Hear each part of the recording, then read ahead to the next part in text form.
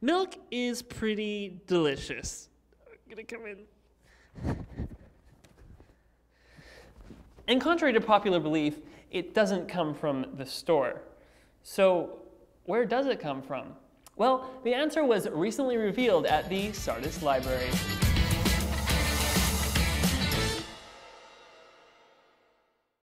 Just like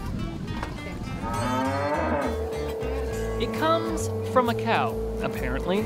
A cow like this one. And the truth is, it's a lot more complicated than you might think. So, to educate kids, and us adults, on the process of making milk, there's the Mobile Dairy Classroom experience. The Mobile Dairy Classroom came here as part of our summer reading club programs.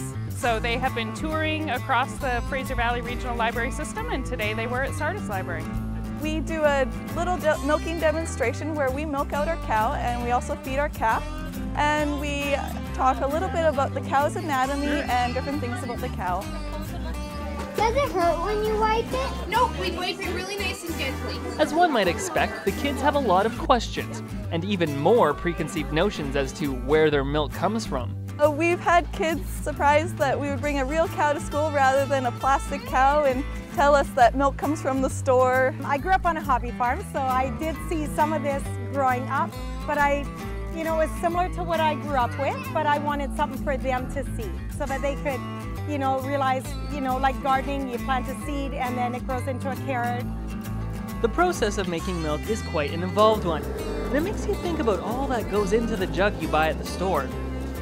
So the process in getting milk from our cows, it's not as easy as just having her in the barn and getting milk from her. Our farmers work really hard. They have to produce the feed for the cow to eat so the cow stays healthy and strong. We have nutritionists that formulate the feed formula for our cows to eat so that they get all the right minerals and nutrients and energy for them to grow big and strong. We also, as on dairy farms, we have to make sure everything stays clean. Our cows will eat about 100 pounds of food and drink a bathtub full of water every day. So this little calf is 5 weeks old. In the first month of their life, they only drink milk. So as you can imagine, with all that food and water, they also create a lot of manure that we have to constantly make sure is cleaned up.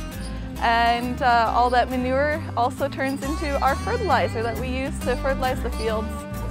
It's neat seeing a little bit of the farmyard come to our urban habitat and open the eyes of these kids. I love it. They're little sponges. At the Sardis Library, I'm Jonathan Horst for Go Fraser Valley.